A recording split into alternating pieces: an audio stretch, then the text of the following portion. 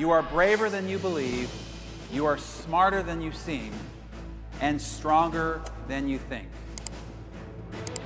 Don't be afraid to be amazing. It is for you to learn the skill of leadership. And leadership in the 21st century is actually a very different skill than was adopted and cultivated in the 20th century. And if you don't change and you don't adapt and you don't evolve, your ability to become a senior vice president or a circle of champion in this organization will be very, very limited. Learn this skill and you can rise faster than you ever imagined possible.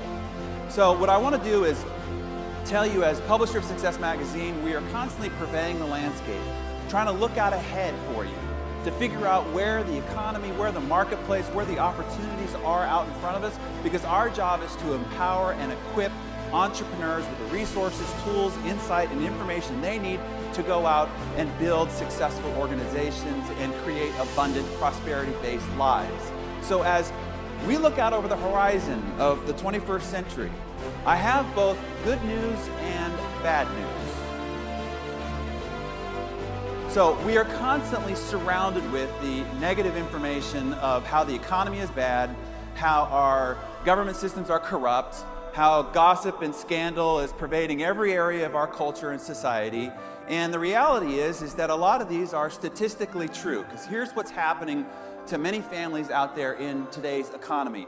We have a 7.8% unemployment rate, and if you calculate those the way that they did during the Depression era, the statistics are similar to what it was during the Depression. That means that 12.3 million families right now are without an income, without a way to support themselves financially. Now, if you dig a little deeper into these statistics, long-term unemployment, that means that people who've been without an income for 27 months, over 2 years, without a financial income to support their family, means that these people are desperate. There's 4.7 million families just in the United States in that condition. Looking a little deeper here, this also means that there are 2.4 what are called marginally attached. They don't put those in the actual unemployment statistic because these people wanted a job and they looked in the past 12 months, but they haven't looked in the last 4 weeks, so they don't really want a job. Let's not put them in the unemployment statistic. 2.4 million families have become so discouraged they haven't looked in the last month. Then you add on top of that those that are so discouraged with the economic horizon for their family that they're not even looking for a job at all. There's 804,000 families in that position. A little bit further, this doesn't even include the underemployment. That means that these are people who once had full-time jobs to support their families, now can only find part-time work. And as a result, they are underfunding their families' needs. There's 8 million families in that position right now. And here's what most people don't know. Those jobs are not coming back. The jobs that they were laid off from, those same jobs, those same positions, those same technical skills, academic training, those jobs in particular are not coming back because those companies have figured out how to do more with less. They've outsourced overseas and they've rehired their employees as contract workers to avoid a lot of the other government issues going on with healthcare and the rest of it. So that's the bad news. But there's good news.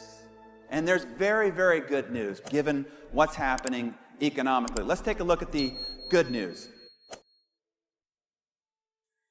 See, it's difficult sometimes to see the good news through the bad news because when these big corporate structures start failing and you see the industrial age starting to crumble, it looks bad. I mean, those economic statistics look and are bad, but it's just like when the dinosaurs started to die out. When they all became extinct, these big animals that once roamed the earth are eliminated from the planet. That sounds bad. Well, it's not bad for smaller animals who, with the dinosaurs gone, can now flourish. There are new kings to the kingdom being crowned, and the ones that were once suppressed now end up ruling the jungle. So here's what also is happening within the corporate structure.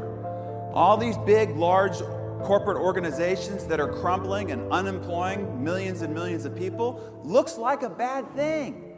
But it's not a bad thing for the independent, self-motivated, self-responsible sole proprietor, the entrepreneur, the individual home-based business.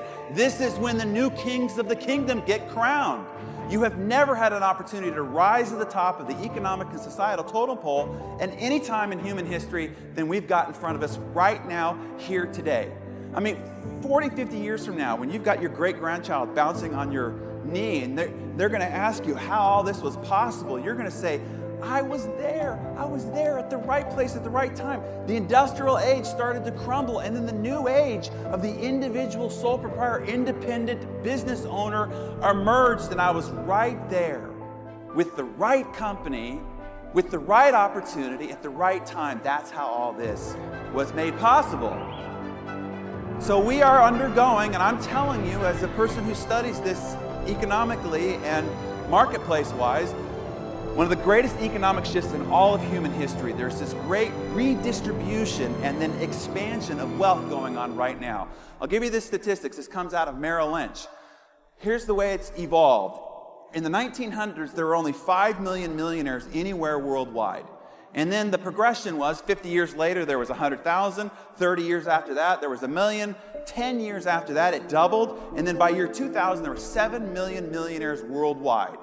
And then a lot of people thought that they missed their chance because we saw the dot-com bubble, we saw the 9/11 travesty, and if you didn't make your wealth by then, it didn't look like economically it was ever going to be possible again. Except that by 2010, this had expanded to 10 million millionaires. So here we are, 2013. What does the forecast of the future look like?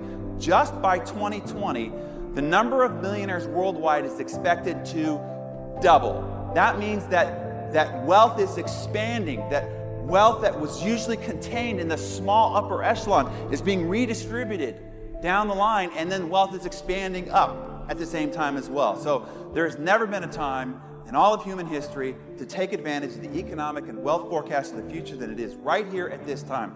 But don't get 20, 30 years down the road and go, if I'd only worked a little harder, if I'd only tried, if I'd only pushed myself, I wouldn't be in the situation that I am right now. I'm telling you, now is the time, like never before, to work, to invest yourself, to grow yourself, to become the leader you're capable of becoming.